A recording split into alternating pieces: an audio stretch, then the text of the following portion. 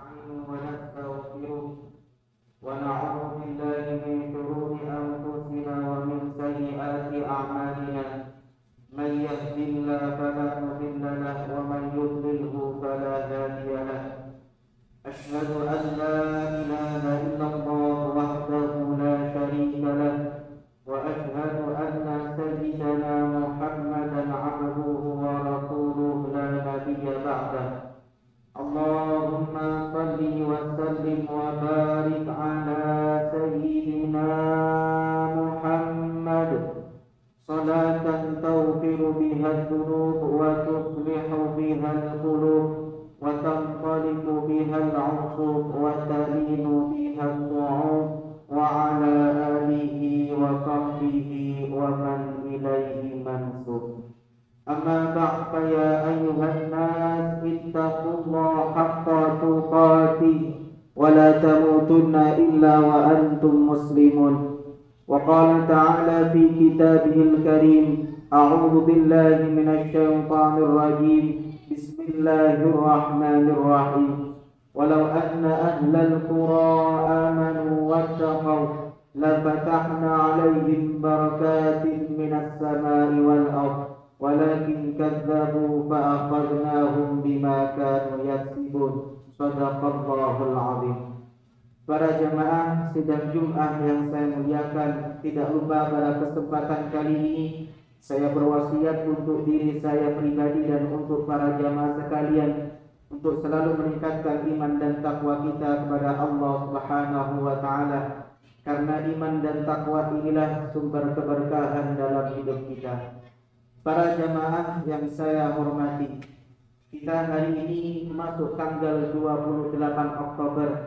Kita memperingati Hari Sumpah Pemuda. Ada dua hal yang bisa kita pelajari dari Sumpah Pemuda. Yang pertama adalah bicara Sumpah Pemuda, maka kita bicara tentang peran penting pemuda bagi bangsa.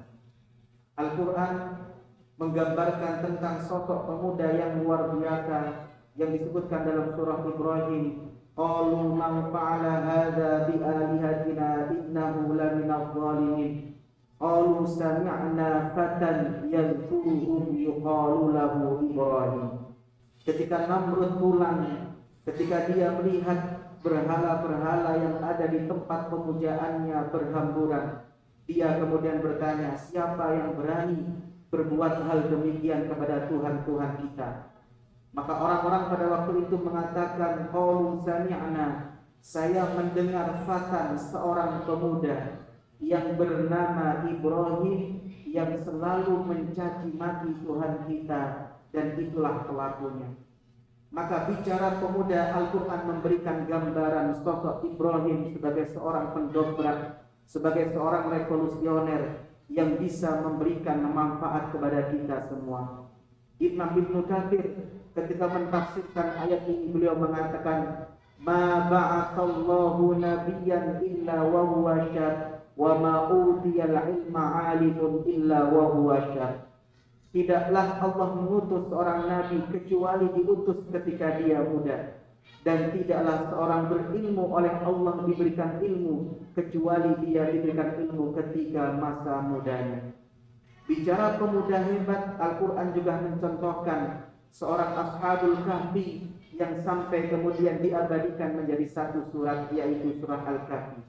Ketika Al-Quran menyebutkan siapa Ashabul Kahfi, Al-Quran mengatakan, innahum fityatun amanu bi rabbihim wa zidnahum huda. Sesungguhnya Ashabul Kahfi itu adalah fityah, pemuda-pemuda hebat yang dia beriman kepada Tuhannya, maka aku tambahkan kepada mereka huda, petunjuk untuk kehidupannya. Maka Ibnu Katsir ketika mentafsirkan ayat ini, beliau mengatakan, walihada kana aktsarul mustajibina lillah wa lirasulih syababan. Karena itulah sejarah mencatat yang menjadi kunci sukses Rasulullah sallallahu alaihi wasallam yang kemudian menolong Rasulullah SAW adalah kebanyakan mereka pemuda. Di balik kesuksesan dakwah Rasulullah, maka kita akan melihat banyak sekali peran-peran pemuda.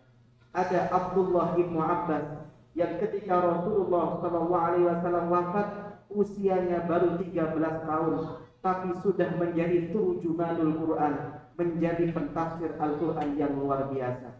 Kita kenal Ali bin Abi Thalib yang ketika Rasulullah SAW hijrah menggantikan beliau usianya baru 9 tahun, yang terkenal dengan sosok yang sangat pemberani dan ilmunya yang luar biasa. Kita mengenal ada namanya Zaid bin Sabit, seorang sekretaris Rasulullah SAW yang bisa hafal 8 bahasa selain bahasa Arab. Maka kemajuan suatu bangsa itu tergantung pemuda-pemudanya. Dalam sejarah Islam kita juga kenal dengan Muhammad Al-Fatih, seorang yang mendobrak, seorang yang kemudian menaklukkan Konstantinopel. Dia menaklukkan Konstantinopel di usianya yang sangat muda, yaitu sekitar 24 tahun. Maka Indonesia bisa merdeka tidak terlepas dari peran pemuda. Tonggak kemerdekaan kita bermula dari adanya Sumpah Pemuda yang kita peringati hari ini. Maka para jemaah yang saya muliakan, kalau kita ingin melihat wajah Indonesia 10 tahun mendatang, wajah Islam 10 tahun mendatang, wajah masjid ini 10 tahun mendatang, jawabannya mudah. Kita perlu lihat pemudanya seperti apa. Pepatah Arab mengatakan rijalul syubbanul yaum rijalul ghad. Pemuda-pemuda hari ini, merekalah yang kelak akan mengisi negeri ini dengan isian tinta emas atau tinta yang suram. Maka kalau kita bicara pemuda, kita bicara masa depan bangsa, masa depan Islam, masa depan kita semua. Makanya Syekh Mustafa Al-Ghalayani dalam kitabnya Idhatun Nasyiin, beliau berpesan dengan pesan yang sangat luar biasa. Beliau mengatakan inna fi yadikum amral ummah wa fi iqdamikum hayataha. Wahai pemuda, di tangan kalianlah urusan bangsa. Ada pada kemajuan kalianlah kehidupan sebuah bangsa. Faqdimu iqdamal asadil basil. Maka wahai pemuda, majulah kalian sebagai majunya seorang singa, seekor singa yang gagah perkasa. Maka sangat disayangkan kalau kita melihat anak-anak muda kita sekarang lebih asik nongkrong dibandingkan dia membaca buku. Budaya membacanya sudah mulai hilang, adatnya sudah mulai hilang.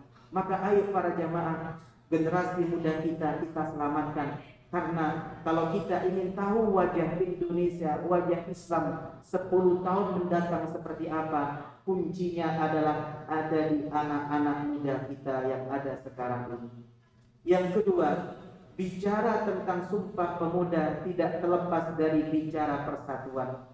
Allah Subhanahu wa taala berfirman, wa'tasimu bihablillahi jami'a wa la tafarraqu wadhkuru id kuntum a'da'an fa'alafa baina qulubikum fa asbahtum bi ni'matihi ikhwana.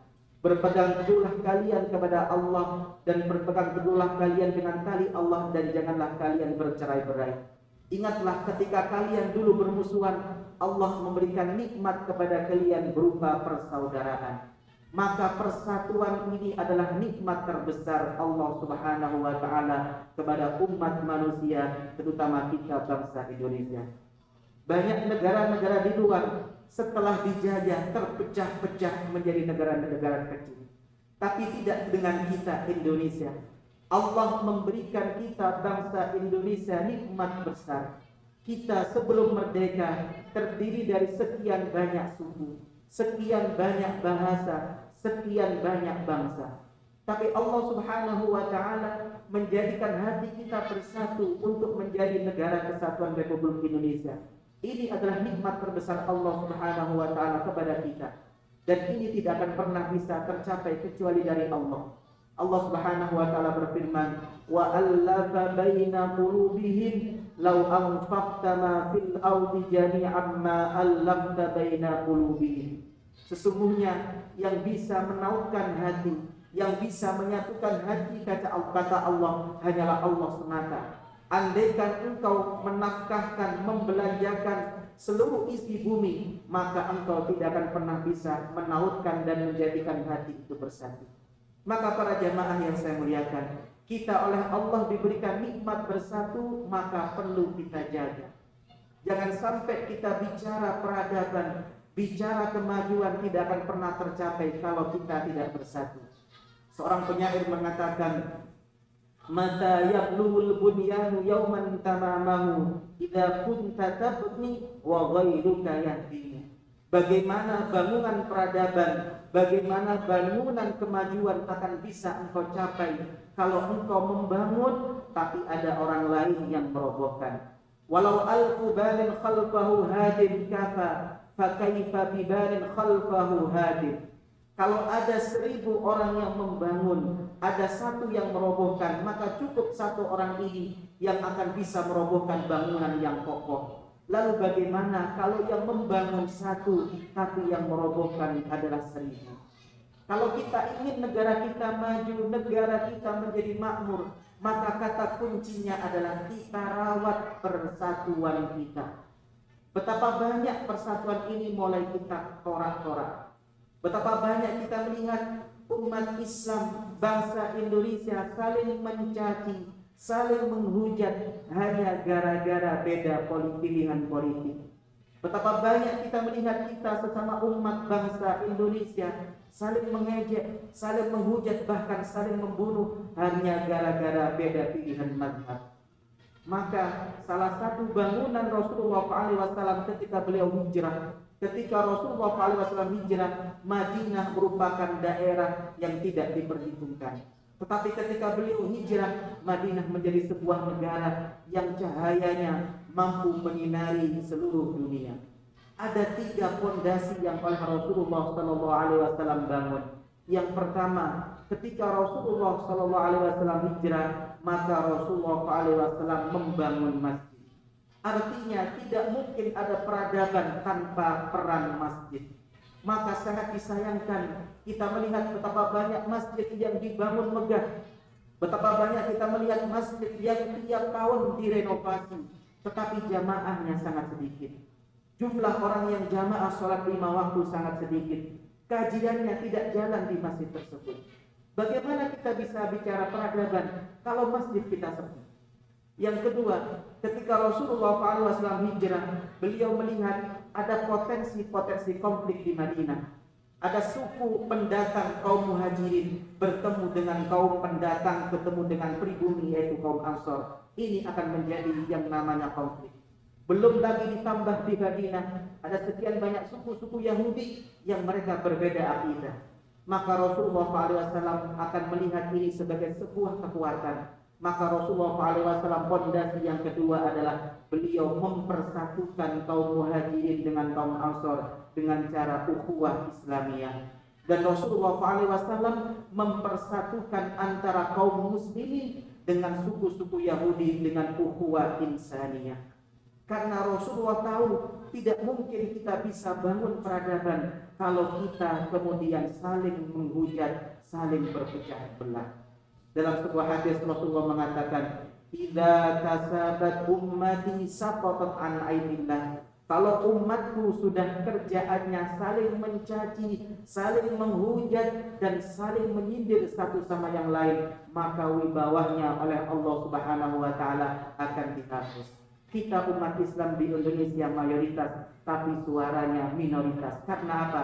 Karena kita lebih senang menghujat dibandingkan merangkul sesama saudara kita. Semoga Allah Subhanahu wa taala menjadikan peringatan Sumpah Pemuda kita ini untuk menjadi tonggak bagi kita hidupnya pemuda-pemuda kita menjadi orang-orang yang lebih baik. Semoga Allah Subhanahu wa taala menyatukan setiap hati kita, menjadikan satu bangsa, satu nusa dan satu tanah air kita oleh Allah Subhanahu wa taala dijaga sampai hari kiamat kelak. Amin ya rabbal alamin.